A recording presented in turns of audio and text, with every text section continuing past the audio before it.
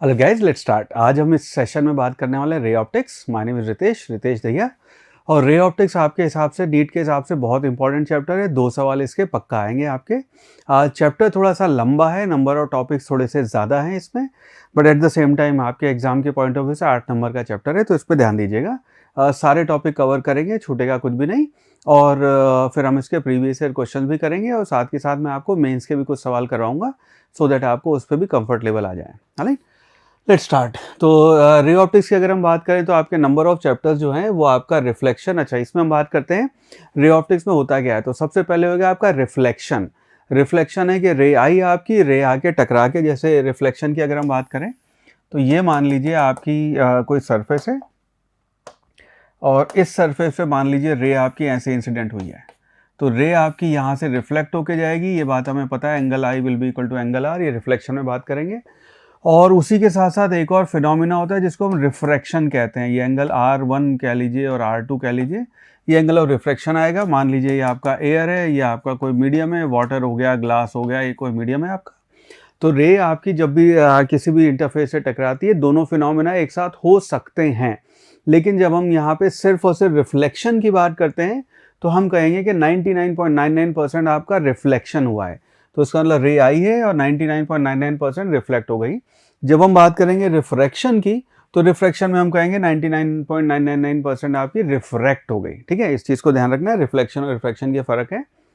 हम यहाँ पढ़ेंगे कैसे रिफ्लेक्शन पढ़ेंगे। पहले हम कहेंगे प्लेन मिरर से रिफ्लेक्शन हुआ, उसी का जो प्लेन मिरर था उसको हम कर्व कर लेंगे। तो कर्व में आपने अगर इधर सिल्वर कर रखी है साइड या इधर सिल्वर कर रखी है, उस वजह से आपके कर्व या स्फेरिकल मिरर आ जाएंगे, जिसको हम कॉनकेव या कॉन्वेक्स कहेंगे। उसके बाद हम बात करेंगे आपके रिफ्रैक्शन की। रिफ्रैक्शन आपका हो सकता है एक प्लेन सरफेस से, उसके बाद हम देखेंगे टोटल इंटरनल रिफ्लेक्शन रिफ्लेक्शन होएगा। उस केस में लाइट आपकी ऐसे आएगी और बाहर रिफ्लेक्ट होने की बजाय अंदर रिफ्लेक्ट हो जाएगी, उसको हम TIR कहते हैं। उसके बाद यही सरफेस, अपनी जो प्लेन सरफेस थी वही आपकी कर्व सरफेस बन जाएगी। कर्व सरफेस आपकी कॉनकेव कॉन्वेक्स दोनों हो सकती है, तो आप स्फेरिकल सरफेस से रिफ्लेक्शन पढ़ेंगे। उसके बाद हम बात करेंगे रिफ्लेक्शन होएगा दो सरफेस से। ना दो सरफेस अगर आपकी पैरेलल सरफेस है उसको हम स्लैब कहते हैं, वही अगर आपकी इंक्लाइंड है दोनों, उसको हम प्रिज्म कहते हैं, और दोनों में से एटलीस्ट एक आपकी कर्व्ड है, उसको हम लेंस कहते हैं। तो रिफ्रैक्शन पढ़ेंगे आपका स्लैब से, प्रिज्म से, और उसके बाद आपकी at least one of the surface curved है, उससे रिफ्रैक्शन पढ़ेंगे। और उसके बाद अगर वो दोनों सरफेस आपकी कर्व्ड हैं और दोनों बहुत ही थिन सरफेस है, उनके बीच में आपका डिफरेंस बहुत कम है, उस चीज़ को, उस फिनोमिना को, उस डिवाइस को हम कहते हैं लेंस। फिर हम उसके बाद लेंस पढ़ेंगे। उसके बाद हम बात करेंगे आपके लाइट के डिस्पर्शन की। लाइट आपकी एक उससे रिफ्रैक्ट होके डिफ्रैक्ट अलग अलग उसमें कलर्स में डिस्पर्स हो जाती है, वो क्यों होती है, कैसे होती है, वो पढ़ेंगे। उसके बाद हम बात करेंगे यहाँ पे ऑप्टिकल इंस्ट्रूमेंट्स की। ये आपका ओवरव्यू है जो इस चैप्टर में हम करने वाले हैं। ठीक है, तो सारी चीज़ें हैं, फटाफट इनको निपटाते हैं। नंबर ऑफ टॉपिक्स ज़्यादा हैं लेकिन मुश्किल नहीं है। एक आ गया, उसका दूसरा आ गया, तीसरा आ गया, ऐसे करते हुए चलेंगे, and this how will finish. तो सबसे पहले बात करते हैं यहाँ पे light. Before we start ray optics, मैं आपको ये बताता हूँ, हम यहाँ पे कहते हैं इलेक्ट्रोमैग्नेटिक स्पेक्ट्रम हमारे लिए इंपॉर्टेंट है, नीट में इसके ऊपर सवाल पूछे जाते हैं। तो जब हम कहते हैं इलेक्ट्रोमैग्नेटिक स्पेक्ट्रम, जो आपकी लाइट है उसको आप ऐसे याद रख सकते हैं कि आपकी जो लाइट है उसका एक बहुत ही छोटा सा पोर्शन है जो हमें विजुअल रेंज में जो हमें दिखता है। उसके अलावा बहुत सारा पोर्शन ऐसा है जो आपका दिखता नहीं है। उसको पूरे स्पेक्ट्रम को हम कहते हैं इलेक्ट्रोमैग्नेटिक स्पेक्ट्रम। याद रखने के लिए ऐसे याद रख सकते हैं कि मान लीजिए आपने रेडियो लिया, उस रेडियो को आपने माइक्रोवेव में डाल दिया और उसके बाद वो रेड हॉट हो गया ना। रेड, उसके बाद विबग्योर या रॉयजी विब से हमें रेड और वॉयलेट ध्यान रहेगा। रेड के इस तरफ आपका हो जाएगा इंफ्रारेड और इस तरफ हो जाएगा आपका अल्ट्रावायलेट। अल्ट्रावायलेट के बाद यहाँ पे आपका एक्सरे आ जाएगा, फिर आपका गामा रेज और फिर आपकी कॉस्मिक रेज आ जाएंगी। ठीक है, जब हम यहाँ पे रेडियो वेव से कॉस्मिक रेज की तरह ट्रेवल करते हैं, हम यहाँ पे कहते हैं आपकी जो फ्रीक्वेंसी है वो इंक्रीज होएगी, क्योंकि यहाँ हम एयर या वैक्यूम में बात कर रहे हैं। यहाँ पे आपकी फ्रीक्वेंसी इंक्रीज होएगी तो लैम्डा आपकी कम होएगी, बिकॉज स्पीड ऑफ लाइट हम कहते हैं सेम है यहाँ पे। तो if that is the case, lambda कम होएगी। अगर लैम्डा कम हुई उस केस में हम कहेंगे कि आपकी एनर्जी इंक्रीज होएगी, बिकॉज आप एनर्जी को लिखते हैं दिस इज इक्वल टू hc/लैम्डा, और क्योंकि लैम्डा कम हो रही है एनर्जी आपकी इंक्रीज होएगी। एक चीज़ यहाँ पे ध्यान रखना, एक दो बार इस तरह के थ्योरेटिकल सवाल पूछे हुए हैं, इसी को याद रखने का एक और तरीका बताता हूँ। एक्सरेज जो होती हैं, ठीक है, अच्छा उससे पहले एक बार रेंज की बात कर लेते हैं, रेड और वॉयलेट की। हम ये कहते हैं यूजुअली अपने सिलेबस में हम ये कहते हैं कि हमारी जो विजुअल रेंज है उसकी फ्रीक्वेंसी और सॉरी उसकी जो वेवलेंथ है उसको आप 4000 से 8000 एंगस्ट्रॉम के बीच में लेते हैं। अब फ्रीक्वेंसी क्योंकि यहाँ पे इंक्रीज हो रही है और लैम्डा कम हो रही है तो ये आपकी हो गई 8000 एंगस्ट्रॉम और वॉयलेट को आप लिखते हैं 4000 एंगस्ट्रॉम। ये एक्चुअल रेंज नहीं है, एक्चुअल रेंज तो 3800 और 7600 है, बट इजी कैलकुलेशन के लिए हम इसको 8000 से 4000 मान लेते हैं, ठीक है। उसके बाद हम यहाँ पे बात करते हैं आपकी एक्सरेज की। नाउ एक्सरे की जब हम बात करते हैं, एक्सरे आपके पहले सिलेबस में एम्स में हुआ करता था, अभी नीट के सिलेबस में एज पर से नहीं है, पर रेंज तो आपको इलेक्ट्रोमैग्नेटिक में पता होना चाहिए। तो आपकी एक्सरे है हम इसको 2 एक्स पार्ट में डिवाइड करते हैं, एक को कहते हैं आप सॉफ्ट एक्सरे और एक को आप कहते हैं हार्ड एक्सरे। सॉफ्ट एक्सरे जो है उसकी रेंज होती है वो आप लिखते हैं 100 एंगस्ट्रॉम से लेके 1 एंगस्ट्रॉम और ये आपकी 1 से लेके 0.1 एंगस्ट्रॉम, इस रेंज में अगर है तो आप उसको सॉफ्ट एक्सरे और हार्ड एक्सरे करते हैं। सॉफ्ट एक्सरे हमें काम आती है आपका जो कभी मान लो बोन क्रैक हो जाए उसको हमें देखना हो तो हम एक्सरे जो लेते हैं उसके लिए हम सॉफ्ट एक्सरे यूज़ करते हैं। कभी कभी लोगों को जैसे कैंसर डिटेक्ट होता है उसके बाद हम कैंसर के लिए कीमोथेरेपी प्लस रेडिएशन थेरेपी करते हैं, तो उस रेडिएशन थेरेपी में हम हार्ड एक्सरे यूज़ करते हैं। तो आइडिया क्या है, मान लो बॉडी का कोई पर्टिकुलर ऑर्गन है जहाँ पे कैंसर का आपका एपिसेंटर है, वहाँ पे कैंसर सेल ने उस ऑर्गन को काफ़ी ज़्यादा डिस्ट्रॉय कर दिया और अब डर ये है कि वो ब्लड स्ट्रीम में बाकी पहुँच के वो पूरी बॉडी में घूमेगा और बाकी ऑर्गन को भी डिस्ट्रॉय कर सकता है। तो उस केस में एक ऑप्शन तो होता है कि हम आपका ऑपरेशन करके वो ऑर्गन का वो हिस्सा काट के बाहर निकाल लें। दूसरा एक और तरीका होता है जहाँ पे हम ये करते हैं हार्ड एक्सरे यूज़ करके रेडिएशन डाल के उस एरिया को जला देते हैं, ठीक है। इसके अंदर इतनी ज़्यादा एनर्जी है कि उसके ऊपर टारगेट करके जब हम हार्ड एक्सरे फेंकते हैं तो वहाँ पे लिटरली अंदर आपके वो सेल, हेल्दी सेल भी उसमें डिस्ट्रॉय होते हैं, वी एग्री, पर एट द सेम टाइम आपका वायरस भी वहाँ डिस्ट्रॉय हो जाता है और जो आपका ऑर्गन खराब हुआ है, जिस भी इंसान को कैंसर हुआ है, वो ऑर्गन भी वहाँ पे जो डिस्ट्रॉयड पोर्शन है वो बिल्कुल जल जाता है। If that is the case हम ये हार्ड एक्सरे यूज़ करते हैं ना। ये सारी कहानी सुनाने का पर्पज़ सिर्फ और सिर्फ इतना है कि आप ध्यान रखना जैसे जैसे हम इधर जाते हैं एनर्जी आपकी बढ़ती है, ठीक है। तो ये आपका हार्ड एक्सरे है, एनर्जी उसकी और ज़्यादा होगी। गामा रेडिएशन है, उसकी एनर्जी सबसे ज़्यादा होती है। अगर आपको हल्क याद हो, हल्क इसलिए बना था because he was exposed to gamma radiation, उसके अंदर वो फिर हल्क बन गया था, इतनी पावर आ गई थी, ठीक है। ये आपका इलेक्ट्रोमैग्नेटिक वेव स्पेक्ट्रम है। नाउ इसी के ऊपर नीट ने पिछले साल एक सवाल पूछा आपसे। सवाल कुछ इस प्रकार था, 2019 में उन्होंने पूछा कि which colour of light has the longest wavelength. अब इनकी अगर बात करेंगे तो इनमें से लॉन्गेस्ट वेवलेंथ कितनी है, और of course red will be your answer. 8000 से 4000 हमने इसकी बात की, तो इनमें से जो आपका विजिबल रेंज है उसमें red would be my right answer, ठीक है। ये आंसर मार्क करें, अगर आपको पता है तो पता है, नहीं पता है तो मुश्किल हो जाता है, इसलिए I started with electromagnetic spectrum. Now next इसके बाद बात करते हैं यहाँ पे आपके रिफ्लेक्शन की। नाउ रिफ्लेक्शन की जब हम बात करते हैं, हम ये बचपन में हमने पढ़ा हुआ है, रिफ्लेक्शन के लॉज हैं। तो रिफ्लेक्शन में हम ये कहते हैं कि मान लीजिए आपकी सरफेस है, यहाँ पे आपकी इंसिडेंट रेज है, जो एंगल आई है, यहाँ पे रिफ्लेक्ट हुई है, एंगल आर है, ये आपका नॉर्मल कहलाता है। तो हम ये कहते हैं कि angle i will be equal to angle r, angle i will be equal to angle r. और आपका दूसरा लॉ का पार्ट ये है कि आई, एन और r they will lie in the same plane, ठीक है, ये सेम प्लेन में लाई करेंगे। ये आपका बेसिकली रिफ्लेक्शन है। अब इसके ऊपर एक सवाल सॉल्व करते हैं, बढ़िया सा। सवाल आपका कुछ इस प्रकार है, क्वेश्चन से जेई का सवाल है। क्वेश्चन से ray of light travelling in the direction, ये हमें डायरेक्शन दे रखी है 1/2 I cap plus √3/2 J cap is incident on a plane mirror. After reflection it travels along I/2 minus √3/2 J cap. सवाल है एंगल ऑफ इंसिडेंट क्या होएगा। Option है 30, 60, 45 या फिर 75। नाउ सिंपल सवाल है, वेक्टर्स पे जाएगा। वेक्टर्स के सिनेरियो में हमने ये पढ़ा था कि कोई भी वेक्टर अगर इधर डायरेक्टेड है उसको हम लिखते हैं प्लस आई कैप और प्लस जे कैप। कोई भी वेक्टर इधर है उसे आप लिखते हैं प्लस आई कैप और माइनस जे कैप आता है। कोई भी वेक्टर इधर है वो माइनस आई कैप और माइनस जे कैप आएगा। इधर वेक्टर जो है वो उसका आपका माइनस आई कैप और प्लस जे कैप का कंपोनेंट होता है।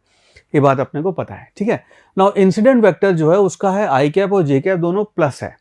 तो ये जो रे है आपकी, ये कुछ इस प्रकार का सिस्टम है कि मिरर यहाँ पे लगा हुआ है और ये रे आपकी इस डायरेक्शन में जा रही है। ये आपकी इंसिडेंट रे है। रिफ्लेक्टेड रे है, उसका आई आपका पॉजिटिव और जे आपका नेगेटिव है, उसके हिसाब से वो इस डायरेक्शन में आ गई तो ये इधर आएगी। नाउ मुझे मिरर ऐसे क्यों लगाना है, उससे इसी बात से पता चला कि एक रे इधर है, दूसरी रे इधर है, तो मिरर ऐसे होएगा। अगर ये मिरर ऐसे लगा होता तो और ये रे ऐसे जा रही होती, सेम रे है ये इंसिडेंट रे, और रिफ्लेक्टेड उस केस में इस डायरेक्शन में होती, तो उस केस में आपका माइनस आई होता और प्लस जे होता। पर ये क्योंकि आई और ऐसे है तो आपका ये वाला सिनेरियो होएगा, इससे आपने को ये पता चला। नाउ इसके बाद यहाँ बात करते हैं, इसको जब हम सवाल सॉल्व करेंगे, इंसिडेंट एंगल जो अपने को दिया हुआ है, नाउ ये बात अपने को पता है, यहाँ कर लेते हैं tan थीटा 1, उसको हम लिखते हैं y component by x component.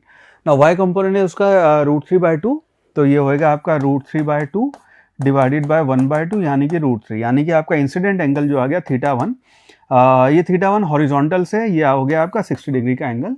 तो ये वाला एंगल जो है ये 60 डिग्री का है, यानी कि ये 60 हो गया, यानी कि ये वाला इंसिडेंट एंगल आपका 30 डिग्री हो गया। ठीक है, इस वाले इसके उससे, ठीक है। सिमिलरली अगर आप tan थीटा 2 देखेंगे, यहाँ पे tan थीटा 2 देखेंगे हम, तो हम कह सकते हैं tan theta 2 will be equal to -√3/2, so this will be equal to -√3/2 divided by 1/2 यानी कि -√3, यानी कि इसका जो ये एंगल है ये वाला आपका 60 डिग्री का एंगल होएगा, यानी कि 30 का एंगल हो गया। now इसका मतलब ये है कि आपका इंसिडेंट रे और रिफ्लेक्टेड रे का सम जो है, विच मीन्स आपका 2i जो है उसकी वैल्यू आ गई 60 डिग्री, यानी कि i की वैल्यू हो गई 30 डिग्री। हेंस आपका option 1 would be the right answer. ठीक है, आई होप ये चीज़ आपको समझ में आई।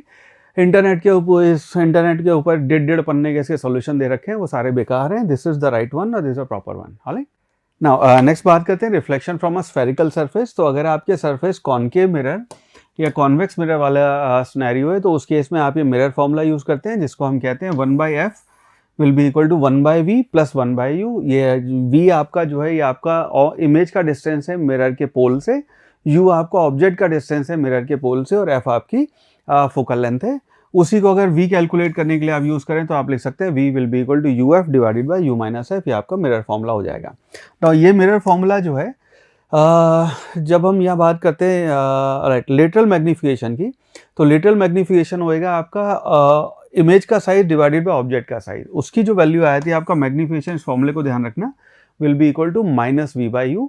और यहीं पे जो अभी हमने अपना जो मिरर फॉर्मूला देखा था उसमें v की वैल्यू रख दें, तो ये आ जाएगा f divided by f minus u, या फिर आ जाएगा f minus v divided by f, ये आपका मैग्नीफिकेशन आ जाएगा। नाउ एक्सियल मैग्नीफिकेशन होएगा, तो लेटरल मैग्नीफिकेशन तो है कि ये आपका मान लीजिए मिरर है और इस मिरर में ऑब्जेक्ट ऐसे रखा हुआ है। यहाँ पे एक्सियल मैग्नीफिकेशन ऐसा होएगा कि आप ऑब्जेक्ट को ऐसे रखे हुए हैं। ठीक है, उस केस में अगेन इसकी जो वैल्यू आती है, इसका फॉर्मूला ध्यान रखना, ये आएगा v2 minus v1 divided by u2 minus u1। u1 u2 है आपके पोल से, आपका मान लीजिए ये डिस्टेंस आपने u1 लिया है, ये आपका डिस्टेंस u2 लिया है। इसकी जहाँ भी इमेज बन रही होगी, मान लो रियल वर्चुअल जो भी इमेज बन रही है, यहाँ पे इमेज बन रही है, तो उस केस में u1 की जो इमेज बनेगी वो v1 आएगा, u2 की जो इमेज बनेगी वो v2 आएगा, और इस तरह से आप एक्सियल मैग्नीफिकेशन इसका ले सकते हैं। ऑलराइट, नाउ इसके बाद बात करते हैं यहाँ पे हम कहते हैं वेलोसिटी। तो अगर आपका ऑब्जेक्ट जो है वो मूव करने लगे या मिरर मूव करने लगे, तो इसमें वेलोसिटी वाले उसमें इस फॉर्मूले को ध्यान रखना। यूजुअली आपके नीट के एग्जाम में इसके ऊपर बहुत ज़्यादा सवाल नहीं पूछे हुए हैं, बट फिर भी कोई इस साल पूछ ले तो आपको फॉर्मूला याद होना चाहिए। हम कहते हैं velocity of image with respect to mirror will be equal to v² by u² with a negative sign multiplied by VOM, ये आपकी वेलोसिटी का फॉर्मूला बन जाएगा। एक और यहाँ पे न्यूटन का फॉर्मूला आता है, न्यूटन ने हर चैप्टर में कुछ कर रखा है, यहाँ पे भी ऑफ कोर्स न्यूटन ने कंट्रीब्यूट किया। यहाँ पे न्यूटन ने फॉर्मूला दिया था कि xy = f²। इस फॉर्मूले को आप सिर्फ ध्यान रखेंगे कि अगर एक्सप्लिसिटली न्यूटन का फॉर्मूला पूछ लिया जाए तो आप ध्यान रखेंगे, इसको कभी इस्तेमाल नहीं करना। चलो इसके बाद बात करते हैं रिफ्रैक्शन ऑफ लाइट की। नाउ रिफ्रैक्शन की जब हम बात करते हैं तो हम ये कहते हैं कि आपकी इंसिडेंट रे है किसी और रेयर मीडियम से डेंस मीडियम के अंदर वो एंटर की है। If that is the case, ये बात अपने को पता है, वो टुवर्ड्स द रे टुवर्ड्स द नॉर्मल आपकी बेंड हो जाएगी, टुवर्ड्स द रो उसका एंगल वो है वो वहाँ पे मूव कर जाएगी। इस केस में हम ये कहते हैं कि मान लीजिए आपका सिनेरियो है कि ये आपका मान लीजिए मीडियम जो है और उसका रिफ्रैक्टिव इंडेक्स n1 है, इसका रिफ्रैक्टिव इंडेक्स n2 है, और ये आपका सिनेरियो हो रहा है कि इंसिडेंट रे यहाँ से आई और यहाँ पे ऐसे गई है। ठीक है, ये आपकी रिफ्रैक्टेड रे है, इस बार रिफ्लेक्शन नहीं है, रिफ्रैक्शन हो रहा है अपना। तो इस केस में हम लिखते हैं यहाँ पे जो वेलोसिटी मान लीजिए आपकी v1 वेलोसिटी है, λ1 आपकी वेवलेंथ है और f1 आपकी फ्रीक्वेंसी है। यहाँ पे आपके लीजिए वेलोसिटी v2 है, λ2 आपकी वेवलेंथ है और f2 आपकी फ्रीक्वेंसी है। नाउ इस केस में ये बात अपने को पता है कि फ्रीक्वेंसी क्योंकि हम कहते हैं सोर्स के ऊपर डिपेंड करती है, तो यहाँ पे आपकी फ्रीक्वेंसी चेंज नहीं होएगी, तो f1 will be equal to f2। Now इस केस में हम यहाँ पे अपनी जो वेलोसिटी है उसको लिख सकते हैं v2 divided by v1 will be equal to आपके दोनों जो आपकी मीडियम से उनमें जो वेलोसिटी होएगी, वेलोसिटी क्योंकि लैम्डा के आपके डायरेक्टली प्रोपोर्शनल होती है, उसको आप लिख सकते हैं this will be equal to lambda 2 divide by lambda 1। Now this will be equal to inversely proportional to आपका रिफ्रैक्टिव इंडेक्स, इसको आप लिख सकते हैं n1 डिवाइडेड बाय n2, और स्नेल्स लॉ से इसको आप लिख सकते हैं this will be equal to sine of i divided by sine of r. तो इन चारों माने जो चारों फैक्टर्स हैं आपके, इनकी प्रोपोर्शनलिटी आप इस तरह लिख सकते हैं, ठीक है, इस चीज़ को ध्यान रखिएगा। नाउ इसी में हम ये बात करते हैं डेविएशन जो आएगा आपका, जो डेविएशन ओरिजिनल पाथ से जो आपका डेरिवेटिव, इसको आप लिखोगे आई माइनस आर, और यहाँ पे एक हम ये कहते हैं रिफ्रैक्टिव इंडेक्स, यहाँ पे तो हम कांस्टेंट मानेंगे, लेकिन जब हम डिस्पर्शन की बात करने लगेंगे उस टाइम पे हम कहते हैं कि आपका रिफ्रैक्टिव इंडेक्स जो है वो वेरिएबल है। वो वेरिएबल कैसे, उसके लिए हमें कॉचीज इक्वेशन यूज़ करते हैं, जहाँ पे हम कहते हैं कि n will be actually inversely proportional to 1 by lambda square या फिर 1 बाय लैम्डा 4, तो हम कहते हैं लैम्डा के इन्वर्सली प्रोपोर्शनल है। तो जैसे जैसे आपकी लैम्डा बढ़ेगी, आपका ये रिफ्रैक्टिव इंडेक्स जो n है आपका, उसकी वैल्यू कम होती जाएगी, ठीक है, इसको ध्यान रखना। डिस्पर्शन में we will circle back to this. Now यहाँ पे रिफ्रैक्शन में आपके इस तरह के सवाल पूछे जाते हैं जहाँ पे हम कहते हैं अपेरेंट डेप्थ। तो अपेरेंट डेप्थ इसका सिनेरियो ये है कि यहाँ पे आपके ऐसे सवाल बनते हैं कि यहाँ पे आपकी मछली है और यहाँ पे आपकी चील है, और यहाँ पे मछली ने चील को देखा, चील ने मछली को देखा, दोनों को अगर जिंदा रहना है तो उन्हें एक्चुअल डेप्थ का अंदाज़ा होना चाहिए। हम यहाँ पे कहते हैं कि आपकी अपेरेंट डेप्थ डी डैश जो है डिवाइडेड बाय डी, उसको आप लिखते हैं n2 बाई n1। n2 वो है जहाँ से जाएँ आपकी काम की रेज, जो आपकी रियल या वर्चुअल ऑब्जेक्ट है, उस ऑब्जेक्ट से रेज जो आपकी जो ऑब्जर्वर है उस तक जा रही हैं, उसको आप n2 बाई n1 यहाँ पे लिखते हैं। d ये ध्यान रखना, d डैश और d जो है ये आपके रियल डेप्थ और अपेरेंट डेप्थ जो है, दोनों ही आप कहाँ से मेजर करते हैं, सरफेस से, ठीक है। ऑलराइट, नेक्स्ट यहाँ पे बात करते हैं हम shift from a slab. Now अगर आपकी रिफ्रैक्शन का फिनोमिना ऐसा हो रहा है कि दो पैरेलल स्लैब हैं, ठीक है, उन दो पैरेलल स्लैब से आपका रिफ्रैक्शन हो रहा है, तो रे पहले एक पे टकराई है, फिर उसके बाद दूसरे पे गई है, तो ये ऑब्जेक्ट है, ऑब्जेक्ट से पहले रे यहाँ टकराई, फिर यहाँ टकराई, फिर आपके ऑब्जर्वर के पास जा रही है। यहाँ पे हम दो फिनोमिना नोटिस करते हैं, एक को तो हम बोलते हैं शिफ्ट, कि आपका ऑब्जेक्ट स्लैब के पास या स्लैब से दूर कितना शिफ्ट हुआ है, उसको आप लिखते हैं s will be equal to 1 minus mu surrounding divided by mu slab multiplied by t, और टी यहाँ पे आपकी थिकनेस है। और दूसरा होता है आपका लेटरल शिफ्ट। लेटरल शिफ्ट होएगा कि जो रे आपकी यहाँ पे आई है वो आपका कितना आगे यहाँ पे ऐसे शिफ्ट किया, उसको आप कहते हैं लेटरल शिफ्ट। और ये आपका इसका फॉर्मूला है, इस फॉर्मूले को ध्यान रखना, t sec r multiplied by sine of i minus r. एक चीज़ यहाँ पे ध्यान रखना, एंगुलर डेविएशन जो होता है आपका स्लैब का, उसको हम जीरो कहते हैं। डिस्पर्शन में इसकी और बात करेंगे कि जो रे आई आपकी, ये जो रे आ रही थी वही रे आपके उसी के पैरेलल ये रे जाएगी। तो इस केस में आपका एंगुलर जो आपका डेविएशन होता है वो आपका स्लैब पैरेलल स्लैब के केस में जीरो होता है, बाकी हर सिनेरियो में आपका एंगुलर डेविएशन आएगा, इस वाले केस में एंगुलर डेविएशन आपका जीरो आएगा, राइट। नेक्स्ट यहाँ पे बात करते हैं आपके क्रिटिकल एंगल और TIR की। नाउ TIR आपका फिनोमिना ऐसा है कि रे मान लीजिए ये आपकी एयर है और ये आपका मीडियम है, मीडियम डेंस है, और अगर कोई रे आपकी इस बार हम कहते हैं कि डेंस मीडियम से आपकी रे रेयर मीडियम में जा रही है, दैट इज द केस, तो ये आपका एंगल ऑफ इंसिडेंट हुआ और ये एंगल ऑफ आपका रिफ्रैक्शन हो जाएगा, ये आपकी रे अवे फ्रॉम नॉर्मल हो जाएगी। नाउ इन दोनों से अगर मैं खेलने लगूँ, इसको मैं ऐसे ऐसे ऐसे ऐसे मूव करूँ, तो पहले ये सिनेरियो आएगा कि आप इसको एंगल आई को बढ़ाए जा रहे हैं, बढ़ाए जा रहे हैं, बढ़ाए जा रहे हैं, एक वो पर्टिकुलर एंगल आएगा जिसके लिए आपकी रिफ्रैक्टेड रे बिल्कुल यहाँ पे इसके पैरेलल हो जाएगी, एंगल C बोलते हैं इसको, this is called critical angle. Now अब अगर आपका यहाँ पे क्रिटिकल एंगल की जो वैल्यू आई, उस एंगल से ज़्यादा अगर आपका रे इंसिडेंट होएगी, तो आपकी रे अगर मान लो क्रिटिकल एंगल से ज़्यादा उस पर इंसिडेंट कर रहे हैं सरफेस पे, तो we will see a phenomena which is called total internal reflection. इसका मतलब ये कि जो आपकी सरफेस है, पानी की सरफेस जो है, ये बिहेव करेगी एज अ मिरर। तो आपकी रे यहाँ पे आई है और टकरा के आपकी इनसाइड ही हो जाएगी, और ये एंगल आपके बराबर होंगे, जितने भी आपके रिफ्लेक्शन के लॉ हैं वो यहाँ सारे एप्लीकेबल होंगे। अगर ये सरफेस आपकी TIR के बाद, मान लो भी इसको यूजुअली अपने सिलेबस में हम प्लेन मिरर ही लेते हैं, पर ये सरफेस अगर ऐसे हुई या ऐसे हुई, तो इसको आप कॉनकेव या कॉन्वेक्स सरफेस भी मान सकते हैं। यूजुअली उसके ऊपर सवाल आज तक तो नहीं पूछे हैं, बट इट कैन हैपन कि ऐसा सवाल आपको देखने को मिल जाए, तो ध्यान रखना TIR के सिनेरियो में ये कॉनकेव या कॉन्वेक्स सरफेस भी हो सकती है, बट यूजुअली अपने लिए प्लेन मिरर ही रहेगा, ठीक है। This phenomena is called TIR। आगे बढ़ते हैं बेटा, इसी के ऊपर एक सवाल करते हैं। सवाल है कि total internal reflection when the angle of incident is equal to the critical angle for the pair of media in contact, what will be angle of refraction. उस केस में आपका एंगल ऑफ रिफ्रैक्शन क्या होएगा? तो scenario ये है कि ये आपकी लाइट, हम कह रहे हैं total internal refraction when angle of incident is equal to critical angle.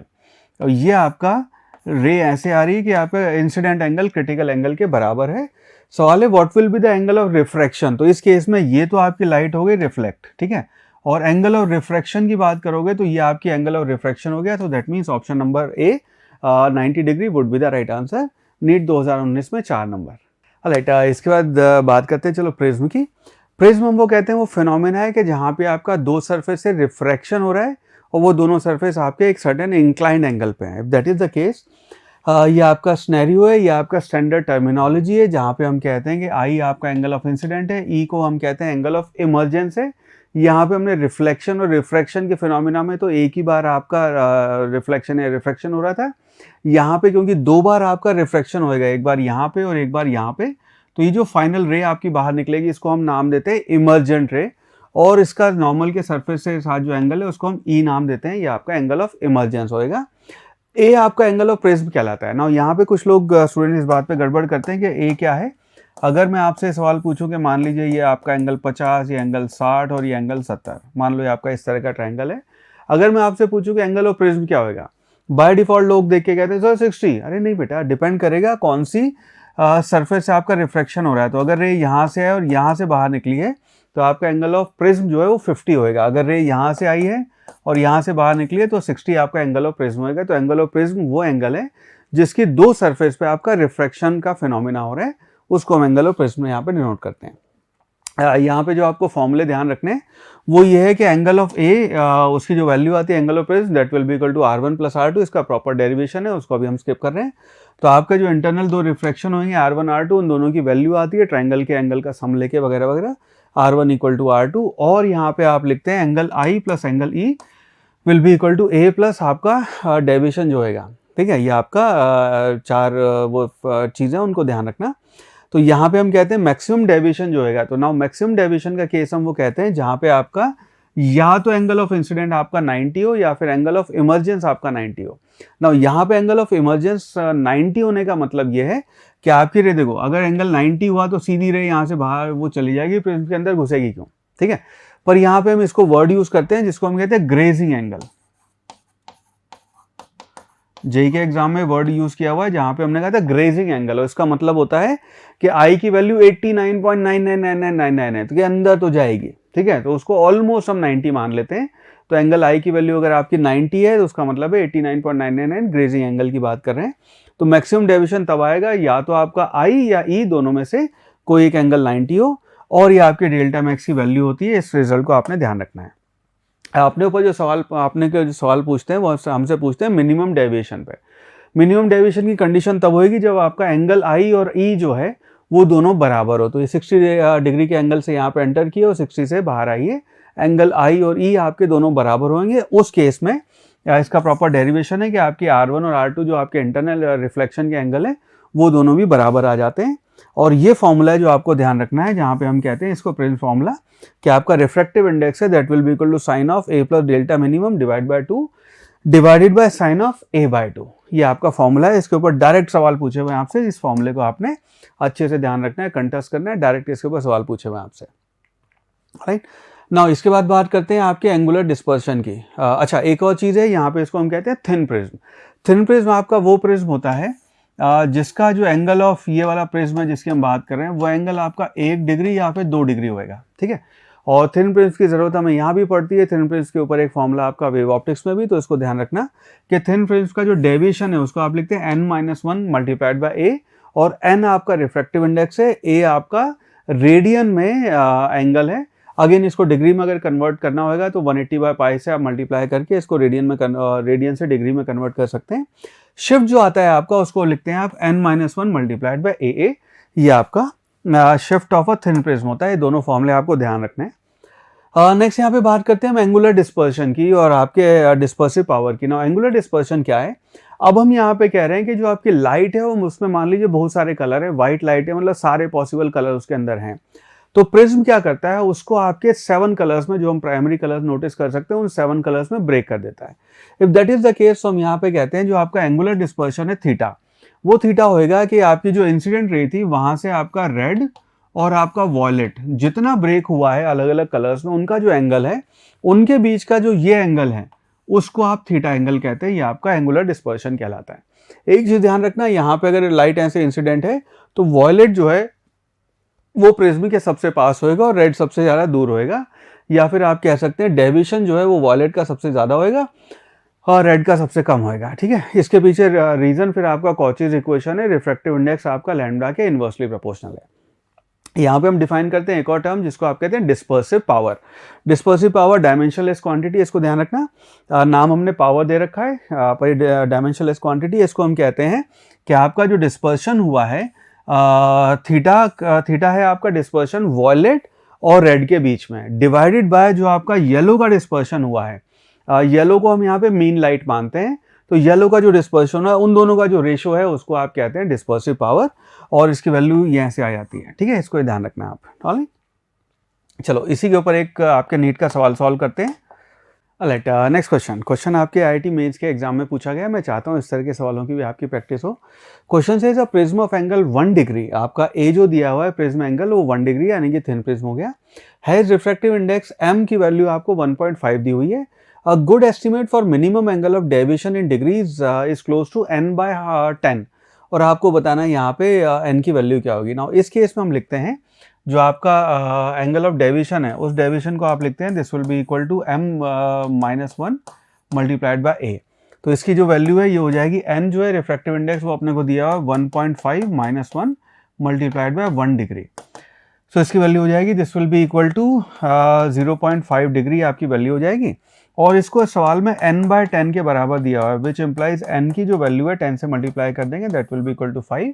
तो वैल्यू ऑफ n इज 5, ये आपका फाइनल आंसर हो जाएगा। इसके बाद बात करते हैं रिफ्रैक्शन फ्रॉम स्फेरिकल सरफेस। तो इस बार हम क्या कह रहे हैं, अगर आपकी जो सरफेस है वो स्फेरिकल सरफेस है, वहाँ से रिफ्रैक्शन हो रहा है, उस केस में आपको ये फॉर्मूला ध्यान रखना है जहाँ पे हम कहते हैं n2 - n1 divided by r will be equal to n2/v minus n1/u। आपका ये फॉर्मूला यहाँ पे यूज़ होता है, यही फॉर्मूला अपना बेस बनता है। उसके बाद फिर जब हम इसके बाद आगे जाके लेंस में बात करेंगे आपके लेंस मेकर फॉर्मूले की, लिटिल मैग्नीफिकेशन देखेंगे तो उसको हम कहते हैं height of image divide by height of object, और उसकी वैल्यू आती है n1/n2 multiplied by u/v।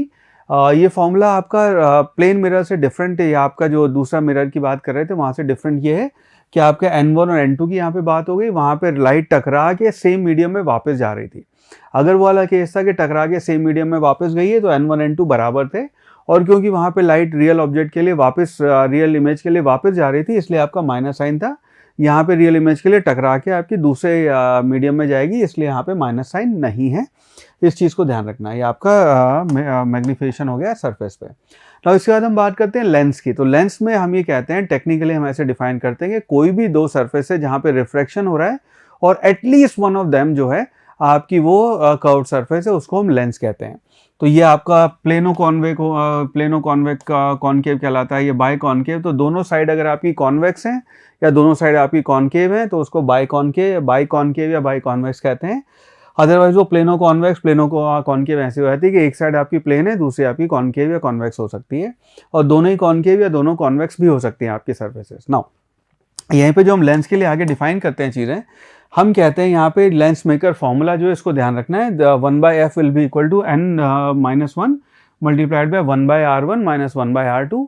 r1 r2 आपके रेडियस ऑफ कर्वेचर हैं, जहाँ पे पहले लाइट स्ट्राइक कर रही है उसका रेडियस ऑफ कर्वेचर r1 है, सेकंड आपका r2 है। एक चीज़ ध्यान रखना कि अगर ये आपका लेंस है, लाइट इधर से आए चाहे इधर से आए, इसका फोकल लेंथ चेंज नहीं होएगी। ठीक है, तो ऐसा नहीं है कि आप यहाँ से देख रहे हैं तो आपका वो हो गया कॉनकेव लेंस हो गया, यहाँ देख रहे हैं तो कॉन्वेक्स हो गया, यहाँ कन्वर्जिंग या डाइवर्जिंग है, ऐसा नहीं होगा। रिफ्रैक्टिव इंडेक्स जो है और उसका आपका मटेरियल का फिक्स्ड है, r1 r2 आपका फिक्स है। यहाँ से देख रहे हैं तो r1 आपका ये हो जाएगा, ये r2 हो जाएगा, यहाँ से देख रहे हैं r1 r2, लेकिन फोकल लेंथ आपकी सेम आएगी, ध्यान रखना है इसको। ये वाला कहलाता है 1/f, इसको आपने यूज कर लिया तो ये कहलाता है आपका लेंस फॉर्मूला, जिसमें यहाँ पे मिरर फॉर्मूला से डिफरेंट ये है कि 1/f 1/v माइनस 1/u आ गया, पिछली बार ये प्लस 1/u था। ठीक है, ये आपका लेंस मेकर फॉर्मूला है। मैग्नीफिकेशन की जब हम बात करते हैं तो magnification of course will be equal to image की हाइट डिवाइड बाय ऑब्जेक्ट की हाइट, और इसको आप लिखेंगे v/u। नाउ v यहाँ से आप कैलकुलेट करके लिख सकते हैं f divided by u plus f, या फिर f minus v divide by f, ये आपके शॉर्ट फॉर्मूलेज हो जाएंगे। ये फॉर्मूले भी आपको लेंस के केस में ध्यान रखना है। लेटरल मैग्नीफिकेशन अगेन फिर आएगा V2 minus V1 divided by U2 minus U1, ये ध्यान रखना। पिछली बार यहाँ पे एक माइनस साइन लगा हुआ था, इस बार वो माइनस साइन नहीं है, बाकी लेटरल मैग्नीफिकेशन आपका एग्जैक्ट सेम है, इस चीज़ को ध्यान रखिएगा, ठीक है। पावर ऑफ लेंस यहाँ पे हम डिफाइन करते हैं, power P will be equal to 1/f, ये आपकी पावर ऑफ लेंस डिफाइंड है। और यहाँ पे पावर ऑफ मिरर जो है उसको हम कहते हैं power will be equal to -1/f। Now यहाँ पे जो एक छोटी सी गड़बड़ है, कई लोगों को ये शुरू में समझ में नहीं आता हुआ क्या। यहाँ पे हमने जब डेफिनेशन दी उस टाइम पे हमने एक छोटी सी गड़बड़ ये कर दी कि हमने ये डिफाइन हमने ऐसा कर दिया कि power of converging would be positive. Now lens के केस में तो ठीक था कि आप कन्वर्जिंग लेंस ले रहे हैं, उसकी पावर आपकी पॉजिटिव आ गई, लेकिन मिरर के केस में कॉन्केव लेंस जो है आपका वो आपका कन्वर्जिंग लेंस है, लेकिन उस केस में रे क्योंकि टकरा के वापस आ रही है तो एफ आपका वहाँ माइनस हो जाता है। तो इस वजह से मिरर के लिए हमें यहाँ पे नोटिस करना है, एक माइनस साइन लगाना पड़ा है। तो यहाँ पे हम कहते हैं power of mirror will be equal to -1/f, इस चीज़ को ध्यान रखना। नाउ इसके बाद बात करते हैं यहाँ पे कटिंग ऑफ लेंस की। कटिंग ऑफ लेंस इसमें नीट में सवाल पूछे हुए हैं। कटिंग ऑफ लेंस जो है उसमें हम क्या करते हैं, लेंस को दो तरह से कट कर सकते हैं।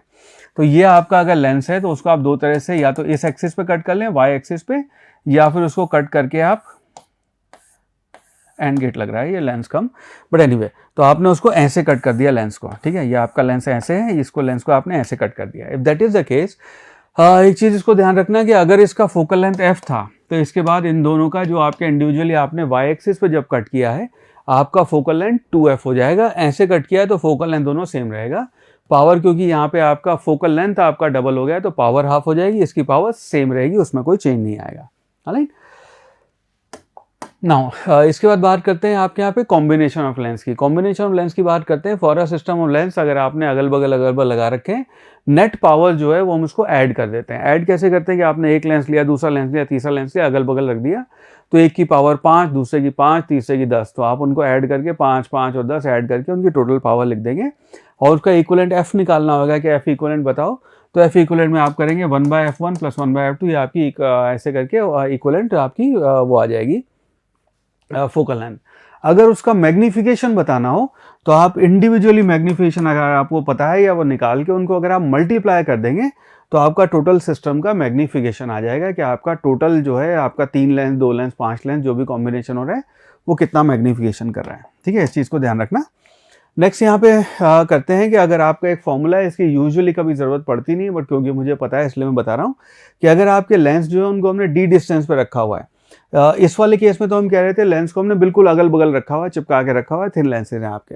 यहाँ पे अगर हमने उनको दूर दूर रखा हुआ है तो उस केस में 1/f1 + 1/f2 - d/f1f2 ऐसे करके आप इक्विवेलेंट उसकी f इक्विवेलेंट निकालेंगे फोकल लेंथ, और इसी का रेसिप्रोकल ले लेंगे तो आपको इक्विवेलेंट पावर मिल जाएगी वहाँ पे। ऑलराइट, चलो मूविंग फॉरवर्ड, यहाँ पे हम बात करते हैं कि silvering of lens. Now silvering of lens में हम क्या करते हैं कि ये आपका एक लेंस लिया, उसको आपने एक साइड पे सिल्वर कर दिया, ठीक है, या फिर ये आपका लेंस है उसको आपने एक साइड पे सिल्वर कर दिया। ना इक्विवेलेंट जब भी आपने सिल्वर किया है, नोटिस करना इसका इक्विवेलेंट हमेशा आपका मिरर बनेगा। तो अगर यहाँ पे मिरर बनेगा तो हम यहाँ पे कहते हैं जैसे एक लेंस है, उस केस में हम कहेंगे पावर और इक्विवेलेंट जो आएगी इस पूरे कॉम्बिनेशन की, तो रे आपकी पहले यहाँ गई, इसको जो भी आपका कन्वर्जिंग या डाइवर्जिंग जो भी आपका लेंस था उसके एक पावर से उसको सामना करना पड़ा, उसके बाद मिरर से, उसके बाद फिर वापसी के रास्ते में उसे फिर लेंस मिला।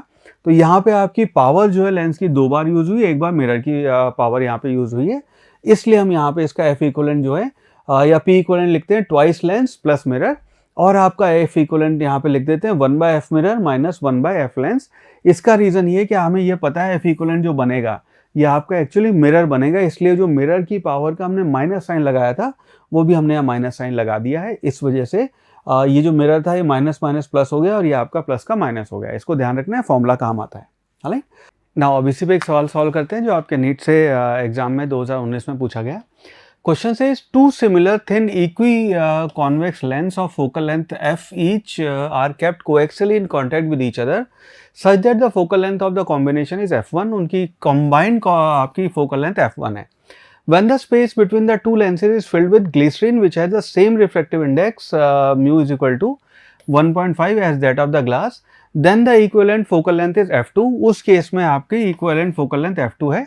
हमें यहाँ पे बताना है f1 f2 का रेशो क्या होगा ना। सवाल आसान है, इसको ऐसे देखना कि एक मान लीजिए आपका लेंस है जिसकी रिफ्रैक्टिव इंडेक्स 1.5 है, म्यू इज इक्वल टू 1.5 है। नाउ इस केस में रे आपकी यहाँ से आ रही है और इसका रेडियस ऑफ कर्वेचर दोनों साइड पे आर है। तो यहाँ पे अगर हम लेंस मेकर फॉर्मूला लगाएं तो हम लिख सकते हैं 1/f will be equal to 1.5 minus 1 1.5 minus 1 multiplied by 1/r minus plus करेंगे तो ये आपका प्लस 1/r हो जाएगा। सो इसकी जो वैल्यू आ जाएगी 1/f जो है आपके एक लेंस की, दैट इज इक्वल टू ये बनेगा आपका 1/2 मल्टीप्लाइड बाय 2/r, यानी कि 1/r ये आपकी फोकल लेंथ आ गई एक लेंस की। नाउ इस केस में हमने क्या किया, f1 जो है यहाँ पे हमने दो लेंस एक साथ रखे हैं। इसका मतलब ये है कि दो लेंस आपने ऐसे जब रखा तो इसकी जो है इक्वलेंट आएगी f1, आप इसको लिखेंगे 1/f1 will be equal to 1/r plus 1/r। So and इसका मतलब है कि 1/f1 will be equal to 2/r, ये आपकी वैल्यू हुई। ना उसके बाद हमने क्या किया, यहाँ पे हमने ये जो दो आपके लेंस थे उसके बीच में यहाँ पे अब आपका एक मटेरियल भर दिया है ना, मटेरियल रेड कलर बना लेते हैं। मटेरियल आपने ऐसे यहाँ पे वो कर दिया, ये मटेरियल आपने ऐसे फिल कर दिया। ना इस केस में जो आपका सेंटर पे जो ग्लिसरीन है उसका एक ऐसे वाला आपका ये लेंस बन जाएगा। ना इसका जो फोकल लेंथ आएगा अगर आप इसी को यूज़ करेंगे, उसका जो एफ डैश आएगा 1/f डैश वो आपकी 1/-1/r हो जाएगी, बिकॉज यहाँ पे कॉन्वेक्स की जगह भी कॉनकेव लेंस हो गया तो -1/r आ जाएगा। अब तीनों को जब आपने ऐसे लगाया है तो उसका जो f इक्वलेंट आएगा उसको आप लिखेंगे 1/f2 will be equal to 1/f1 plus 1/f dash plus 1/ इसका जो f1 इसका हुआ है एक का, सो ये आपका कॉम्बिनेशन हो जाएगा, यानी कि ये बनेगा आपका 1/r माइनस 1/r और प्लस 1/r। सो इसकी वैल्यू हो गई 1/r। हमें बताना है f1 और f2 का रेशियो क्या आएगा। सो यहाँ पे अगर हम f1/f2 कर दें तो यहाँ पे आपका इससे आप लिख सकते हैं f1 की वैल्यू हो गई r/2 और आपका f2 जो है उसकी वैल्यू वहाँ से आ गई आपकी r/1। इसको अगर आप डिवाइड कर देंगे तो इसकी वैल्यू आ जाएगी 1/2, which means option number C 1/2 that would be the right answer. Next question ये 2019 में आपसे पूछा है, सेकंड जो आपका नीट का एग्जाम हुआ था। कहता है कि equiconvex lens has power p, तो आपका इक्वी कॉन्वेक्स लेंस है उसकी पावर p है। It is cut into two symmetrical halves by a plane containing the principal axis. आपने उसको प्रिंसिपल एक्सिस वाले उससे कट किया है। पावर ऑफ वन पार्ट क्या होगी। नाउ सिनेरियो ये है कि ये आपका एक लेंस है, आपने इसको ऐसे कट किया है तो इसका मतलब एक लेंस तो आपका ये बना, दूसरा लेंस आपका ये बनेगा। नाउ इस केस में हमें पता है फोकल लेंथ आपकी सेम रहती है, हेंस आपकी पावर भी सेम रहेगी। So that means option D same power P would be the right answer. Alright, now अब बात करते हैं यहाँ पे आपके ऑप्टिकल इंस्ट्रूमेंट की। तो सबसे पहला ऑप्टिकल इंस्ट्रूमेंट आता है जिसको हम कहते हैं आपका simple microscope. Now simple microscope is nothing but आपका मैग्नीफाइंग ग्लास या जो रीडिंग ग्लासेस होते हैं वो आपका सिंपल माइक्रोस्कोप कहलाता है। इमेज प्रोड्यूस जो होगी वहाँ पे आपकी वर्चुअल, इरेक्ट और एनलार्ज होगी। मैग्नीफिकेशन आपका यहाँ पे ये फॉर्मूले आपको ध्यान रखने हैं। अगर आपकी डी पे इमेज बन रही है ना, और डी यहाँ पे हम कहते हैं कि आपका least distance of distinct image, यानी कि इसको ऐसे लेते हैं 25 सेंटीमीटर इसकी वैल्यू आती है कि अगर मान लो कोई ऑब्जेक्ट मैं यहाँ से अपनी आंखों से 25 सेंटीमीटर की दूरी पे रख रहा हूँ तो नॉर्मल आइज के लिए हमें कहते हैं कि वहाँ पे उसको हम क्लियरली देख सकते हैं। उससे ज़्यादा पास में आऊँगा तो क्लियरली दिखेगा नहीं। बहुत सारे लोग ऐसा होगा कि बाल उनकी आंखों के आगे आ रखे हैं फिर भी वो clearly they can see something, तो यहाँ पे दिखता है कि ये कुछ है लेकिन इसको आप क्लियरली आइडेंटिफाई नहीं कर सकते। उसकी वजह से आपका विजन जो है इसको क्लियरली आप डिस्टिंक्टली आपको विजुअलाइज नहीं कर सकते। मिनिमम डिस्टेंस आपका 25 सेंटीमीटर होता है फॉर नॉर्मल आइज। वहाँ पे अगर आपकी इमेज बन रही है तो आपके जो फॉर्मूला आता है उसको आप लिखते हैं, मैग्नीफिकेशन आएगा 1 + d/f, ये आपकी वैल्यू होगी। और ये m की वैल्यू अगर आप इन्फानाइट पे इमेज देख रहे हैं इसको हम रिलैक्स आई और स्ट्रेन्ड आई भी कहते हैं। तो ये वाला आपका स्ट्रेन्ड आई है। अगर कोई चीज़ यहाँ पे तो आंखों पे दर्द हो रहा होगा, यहाँ पे कोई ऑब्जेक्ट देखने की कोशिश कर रहे हैं, यहाँ पे किसी चीज़ की इमेज बन रही है तो वहाँ पे हमें आंखों पे जोर पड़ता है, इसको स्ट्रेन्ड आई कहते हैं। और अगर इन्फानाइट पे कोई चीज़ देख रहे हैं ऐसे करके तो हमें रिलैक्स आई बोलते हैं उसको।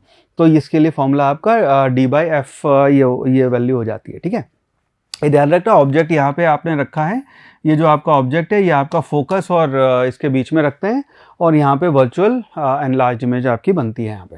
ठीक है, ये आपका सिंपल माइक्रोस्कोप है। और अगर यहाँ पे एक और ये फॉर्मूला है कि अगर आपने डिस्टेंस a पे रखा है फ्रॉम द आई तो उस केस में आप ये फॉर्मूला लिखते हैं। ये इस फॉर्मूले को कभी कभी यूज़ कर लेते हैं, नीट में तो नहीं पूछा आज तक पर जेई में इसकी हम बात कर लेते हैं। इस फॉर्मूले को भी आप ध्यान रख सकते हैं। नेक्स्ट यहाँ पे हम बात करते हैं आपके कंपाउंड माइक्रोस्कोप की। तो एक लेंस से हम खेले, हमें एनलार्ज होकर इमेज मिली, बड़ा मजा आया। उसके बाद हमने कहा कि चलो यहाँ कंपाउंड माइक्रोस्कोप हमने बनाया है यहाँ पे। तो माइक्रोस्कोप क्या है कि हमने यहाँ पे दो लेंसेज लगाए हैं। दो लेंसेज ऐसे हैं कि एक आपका लेंस है जिसको आप ये आपका ऑब्जेक्ट रखा है, एक लेंस है जिसको आप कहते हैं आई पीस, एक आपका कहते हैं ऑब्जेक्टिव। ऑब्जेक्टिव ऑब्जेक्ट के बगल में होता है, आई पीस के बगल में होएगा। और यहाँ पे हम कहते हैं कि फोकल लेंथ जो है आई पीस जो आई लेंस है उसकी ज़्यादा होएगी एज कम्पेयर टू जो आपका ऑब्जेक्टिव है, और डायमीटर भी आई लेंस का ज़्यादा होएगा आपके ऑब्जेक्टिव से, ठीक है। और यहाँ जब आपने ऑब्जेक्ट रखा है, उस ऑब्जेक्ट की यहाँ पे एक इमेज बनेगी। उस इमेज को आपने दोबारा इस मिरर आप दोबारा उस लेंस में देखा तो आपकी फिर यहाँ पे आपकी एक और इमेज बनती है। इमेज जो बनती है वो आपकी रियल है, एनलार्ज्ड है और at the same time inverted होती है, ध्यान रखना। तो आपने कभी भी अगर अपनी लैब में माइक्रोस्कोप से अमीबा को या अनियन पील को देखा है तो जितने भी अमीबा दिखे वो आपको उल्टे दिखे, बिकॉज यहाँ पे इमेज जो आपकी इन्वर्टेड बनती है, इसको ध्यान रखना। फाइनल इमेज के फॉर्मूले हैं, मैग्नीफाइड होएगी, वर्चुअल होएगी, इन्वर्टेड होएगी। ये फॉर्मूले आपको ध्यान रखने हैं। ये आपकी फिर इसके फॉर्मूले हो जाएंगे। ये फॉर्मूले आपको दोनों ध्यान रखने हैं, स्क्रीनशॉट लेके इसको नोट कर लें। ट्यूब लेंथ, अच्छा कई बार लोग इस बात से परेशान हो जाते हैं इस वाले पर्टिकुलर फॉर्मूले पे, इसको हम कहते हैं ट्यूब लेंथ। मैं आपको समझाता हूँ ट्यूब लेंथ क्या है। ट्यूब लेंथ एक्चुअली आपके इस लेंस और इस लेंस के बीच की जो दूरी है उसको आप ट्यूब लेंथ कहते हैं। तो जो आपका माइक्रोस्कोप है उसके बीच का जो आई और आपके ऑब्जेक्टिव जो दो लेंस लगे हैं उनके बीच का जो एडजस्टमेंट आपने ऐसे ऐसे किया अपनी क्लियर उससे देखने के बाद, तो वो जो ट्यूब की length I that is called tube length. और उसकी वैल्यू होएगी ये आपकी जो यहाँ से इमेज पहली इमेज और ये फाइनल इसके बीच की जो दूरी है ये आपकी ट्यूब लेंथ कहलाती है, ठीक है। इसके फॉर्मूले हैं, इसको भी ध्यान रखना। नेक्स्ट यहाँ पे बात करते हैं एस्ट्रोनॉमिकल टेलीस्कोप की। रिफ्रैक्टिंग टेलीस्कोप भी कहते हैं इसको। एस्ट्रोनॉमिकल टेलीस्कोप है, यहाँ पे हम एज्यूम करते हैं कि आपकी इमेज इन्फानाइट से आ रही है। इन्फानाइट से जब इमेज आएगी तो यहाँ पे आपके फोकस पे इसकी इमेज बनेगी। उस इमेज को आपने एक और लेंस से देखा और उस लेंस से जब आपने देखा तो उसकी इमेज बनी, ठीक है। ये जो इमेज बनेगी, अच्छा ऑब्जेक्टिव का फोकल लेंथ आपका ज़्यादा होता है इस वाले सिनेरियो में, वो पिछले वाले में आपका आई पीस का फोकल ज़्यादा था, इस वाले में ऑब्जेक्टिव का डायमीटर और फोकस ज़्यादा होएगा। इमेज जो बनेगी आपकी इंटरमीडिएट इमेज जो बनती है वो आपकी रियल होएगी और इन्वर्टेड होएगी, स्मॉल होएगी। फाइनल इमेज जो बनेगी वो भी आपकी वर्चुअल इन्वर्टेड होएगी। यहाँ पे हमने काम किया, इसके बाद हमने करेक्शन किया। इसके बाद एस्ट्रोनॉमिकल टेलीस्कोप जो है उसको हमने टेरेस्ट्रियल टेलीस्कोप में चेंज किया। यहाँ पे जो आपकी फाइनल इमेज बन रही थी वो आपकी इन्वर्टेड थी। तो इमेजिन करें अगर आप कुछ चीज़ देख रहे हैं वो इन्वर्टेड इमेज है, तो आप किसी एलियन को देख रहे हैं और एलियन आपको उल्टा दिख रहा है, वो आपको हाई भी कह रहा है, उल्टा दिख रहा है, तो हमने उसको चेंज किया। हमने यहाँ पे बीच में एक और लेंस लगाया, वो भी बताता हूँ। उस लेंस का पर्पज सिर्फ और सिर्फ इन्वर्टेड इमेज को सीधा करना था, ठीक है। वो आपका टेरेस्ट्रियल टेलीस्कोप हो जाएगा। मैग्नीफिकेशन के फॉर्मूले आपने ध्यान रखने हैं, डायरेक्ट इस फॉर्मूले पे सवाल बनते हैं। उसके बाद ये आपका ट्यूब लेंथ है, ट्यूब लेंथ को भी ध्यान रखना। अगेन ट्यूब लेंथ आपकी इसकी और इसके बीच की दूरी होएगी, ये आपका ट्यूब लेंथ है, ठीक है। नेक्स्ट इसके बाद यहाँ पे बात करते हैं जिसको हम कहते हैं टेरेस्ट्रियल टेलीस्कोप। ना ये एग्जैक्टली सेम टेलीस्कोप है जो इससे पहले एस्ट्रोनॉमिकल टेलीस्कोप की बात की थी, सिर्फ एक फ़र्क है कि यहाँ पे आपने इरेक्टिंग लेंस लगा दिया ना। इस इरेक्टिंग लेंस का पर्पज़ ये है कि जो आपकी इमेज यहाँ पे पहले बन रही थी, इसकी इमेज हमने यहाँ पे सी पे बनाई और यहाँ 2F पे जो आपकी इमेज बनी है इसके लिए हमने लेंस ऐसे रखा कि 2F पे ऑब्जेक्ट हो गया, तो 2F पे आपकी सी पे उसकी आपकी दूसरी इमेज बन जाएगी। तो इमेज जो पहले इन्वर्टेड बन रही थी वो इन्वर्टेड इमेज इस बार हमने इरेक्ट कर ली, तो उल्टी जो इमेज बन रही थी वो इस बार सीधी हो गई है और उस वजह से आप यहाँ पे यूज़ कर सकते हैं। फॉर्मूले आपके वही रहेंगे, फ़र्क सिर्फ और सिर्फ आपका ट्यूब लेंथ में ये 4F ऐड हो जाएगा, सिर्फ ये फ़र्क है।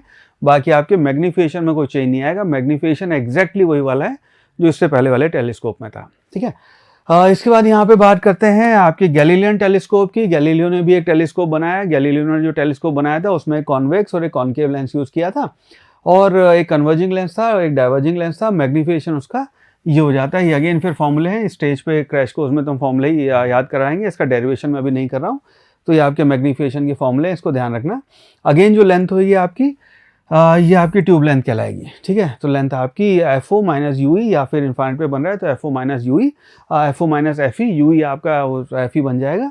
ये आपकी गैलीलियन टेलीस्कोप की लेंथ होगी, ठीक है। ये सारे फॉर्मूले आपको ध्यान रखने, डायरेक्ट इसके ऊपर सवाल बन जाते हैं, ठीक है। अब इसके ऊपर कुछ सवाल सॉल्व करते हैं।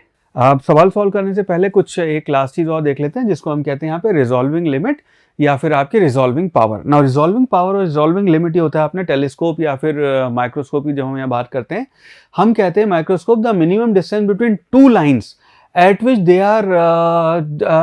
are just distinct is called resolving limit and its reciprocal is called resolving power। तो अगर आप माइक्रोस्कोप से कोई चीज़ देख रहे हैं और आपकी आइज़ पे, आप देखो सारी कहानी हम ह्यूमन बीइंग्स के लिए कर रहे हैं, तो हमारी आइज़ जो दो चीज़ क्लियरली डिस्टेंट कर पाती है, तो उन दो लाइंस के बीच का जो डिस्टेंस होना चाहिए, अमीबा देख रहे हैं, अनियन पील देख रहे हैं, कुछ भी आप चीज़ देख रहे हैं, ब्लड का वो सैंपल लेके उसको आप एनलार्ज करके देख रहे हैं, तो उन दो ऑब्जेक्ट्स के बीच में जो डिस्टेंस होना चाहिए उसको हम कहते हैं, ये हमारी आई की रिजॉल्विंग लिमिट या फिर उसका रेसिप्रोकल लेंगे, रिजॉल्विंग पावर है। और ये फॉर्मूला आपने ध्यान रखना है, रिजॉल्विंग पावर आपकी लैम्डा के इन्वर्सली प्रोपोर्शनल होती है। डायरेक्ट इस फॉर्मूले पे आपसे नीट के एग्जाम में सवाल पूछे हुए, इसको ध्यान रखना। टेलीस्कोप में हम ये कहते हैं कि मान लो मून पे या कहीं और बहुत दूर पे क्रिकेट स्टेडियम में बैठ के हम टेलीस्कोप से मान लो वो देख रहे हैं, विकेट्स देख रहे हैं, या वो थर्ड मैन बाउंड्री पे कुछ वहाँ पे वो देख रहे हैं। उस केस में दो चीज़ों के बीच में जो आप टेलीस्कोप से जब देख रहे हैं, उस केस में जो दो लाइन्स के बीच में जो डिस्टेंस होना चाहिए वो आपका ये कहलाता है d theta will be equal to 1.22 lambda by a. इस को ध्यान रखना। और रेसिप्रोकल इसका आपका रिजॉल्विंग पावर हो जाता है। डायरेक्ट इस फॉर्मूले के ऊपर नीट में आपसे सवाल पूछे हुए हैं, तो इसको ध्यान रखना, बहुत इंपॉर्टेंट फॉर्मूला है आपके लिए।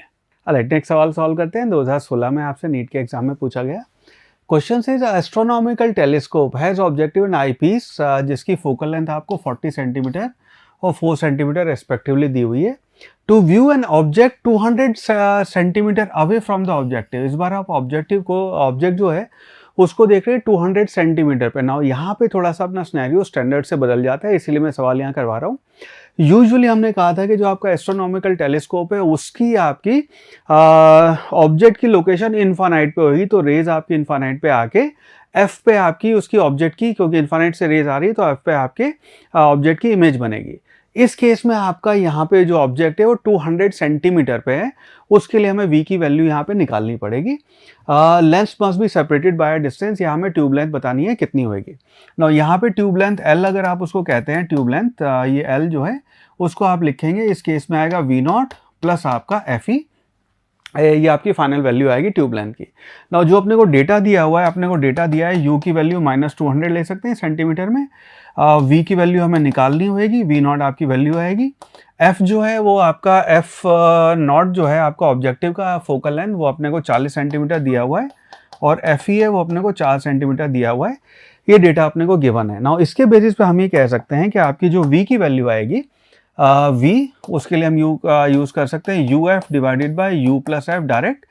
u की वैल्यू -200 है, f की वैल्यू 40, सो इसके बेसिस पे आप लिख सकते हैं ये -200 मल्टीप्लाइड बाय 40 डिवाइडेड बाय -200